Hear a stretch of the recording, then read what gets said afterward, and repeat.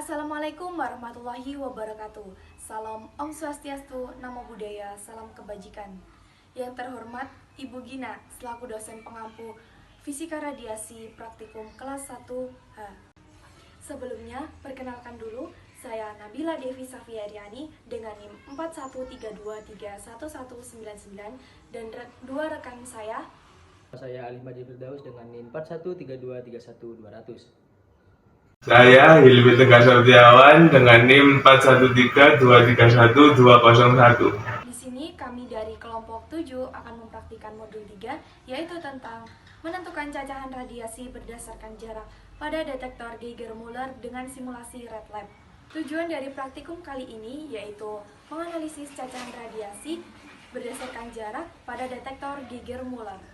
Alat dan bahan yang digunakan yaitu PC atau laptop, software Red Lab, sumber radiasi CO60, sumber radiasi CS137, dan sumber radiasi BA133, high voltage, amplifier, preamplifier, dan counter.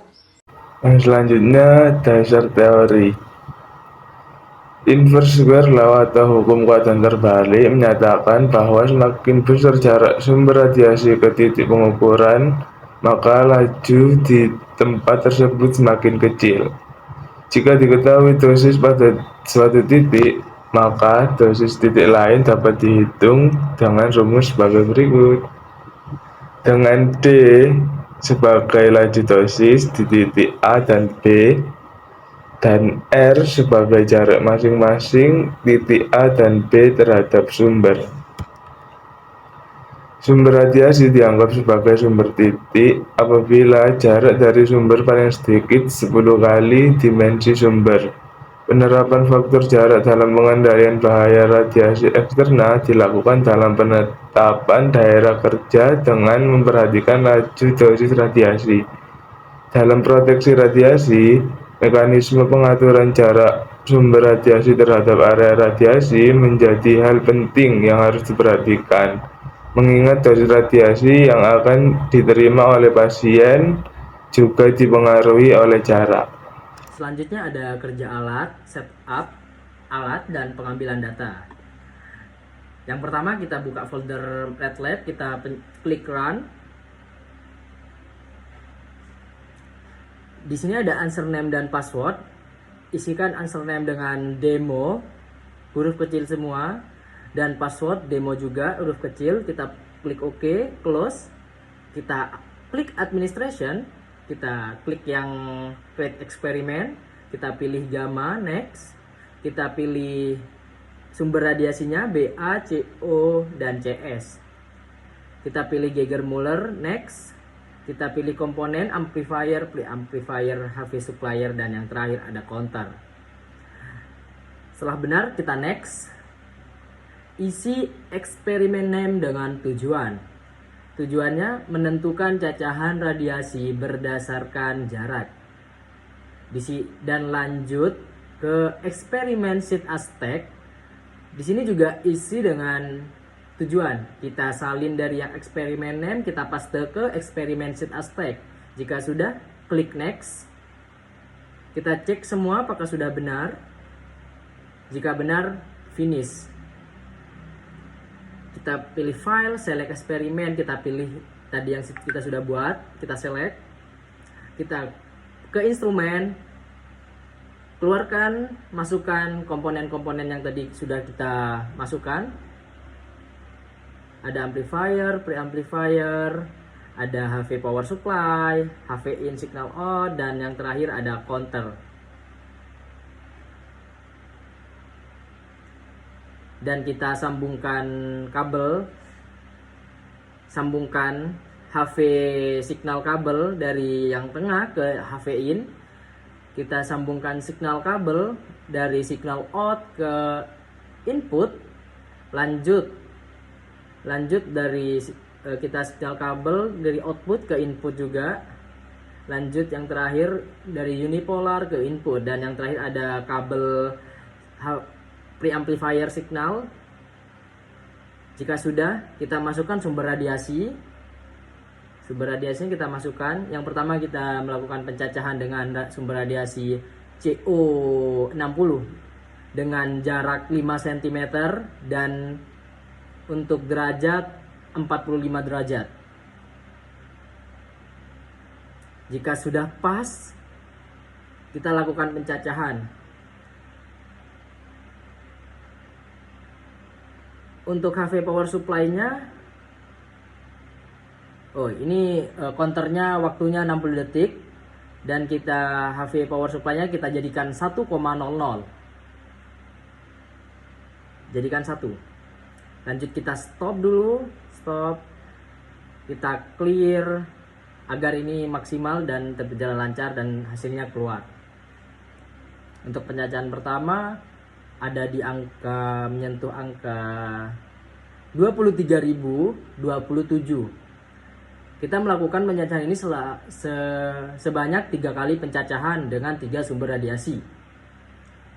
Dan jaraknya kita sampai 50 cm. Dengan derajat yang sama, 40 derajat. Untuk yang kedua kita stop dulu, terus kita clear biar ini bagus ya nilainya, dan kita run. Dan hasilnya untuk cacahan kedua dari jarak 5 cm ada di 23.044.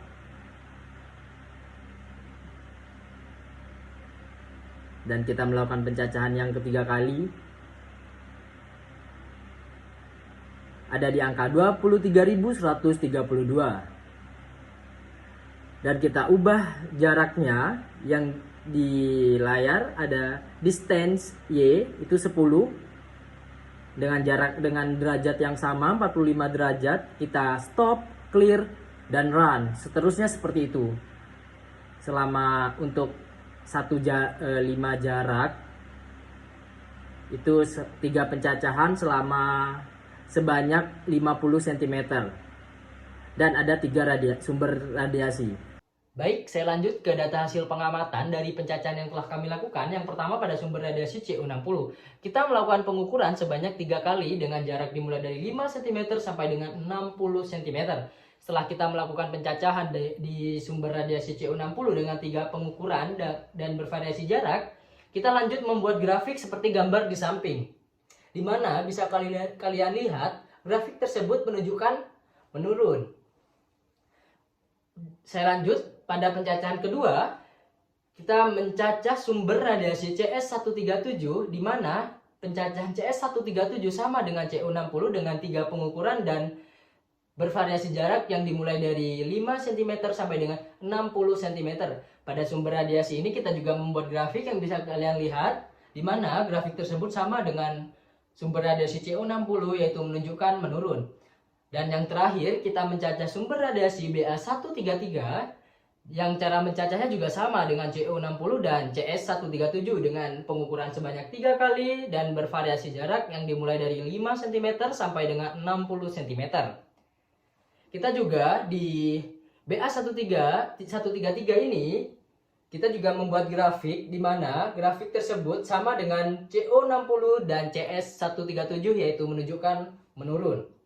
Jadi gambar sebelumnya CO60, CS137 dan BA133 kian menurun yang mana sudah dijelaskan pada dasar teori. Grafik tersebut menunjukkan hukum inverse square law atau hukum kuadran terbalik. Selanjutnya yaitu analisis dan pembahasan.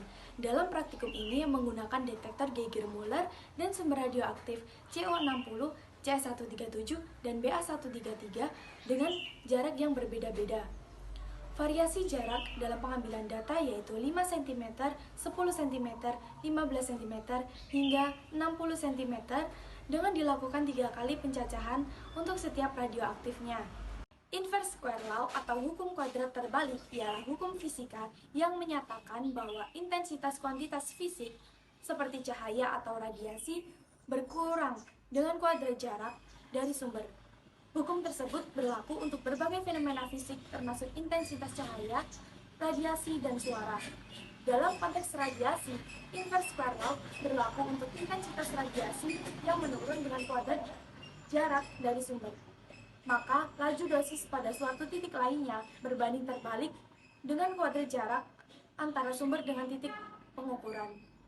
Setelah dilakukan percobaan praktikum, dapat dilihat bahwa sumber radioaktif CO60, C137, dan Ba133 mengalami penurunan seiring bertambahnya jarak. Namun jika dilihat dari grafik di atas, belum bisa dikatakan menurun dengan sempurna karena masih ada cacahan yang mengalami kenaikan. Hubungan variasi jarak terhadap inverse square law adalah saling berkaitan, di mana ketika jarak dari sumber dinaikkan, maka dosis yang dihasilkan akan semakin menurun. Dari praktikum kali ini dapat ditarik kesimpulan satu, yaitu cacahan radiasi dipengaruhi oleh beberapa faktor, salah satunya yaitu jarak sumber ke detektor. Semakin besar jaraknya, maka cacahan yang dihasilkan semakin kecil. Yang kedua yaitu hubungan variasi jarak terhadap hukum inverse square law, yaitu saling berkaitan. Terima kasih atas perhatiannya, kurang lebihnya kami mohon maaf. Kami akhiri, wassalamualaikum warahmatullahi wabarakatuh.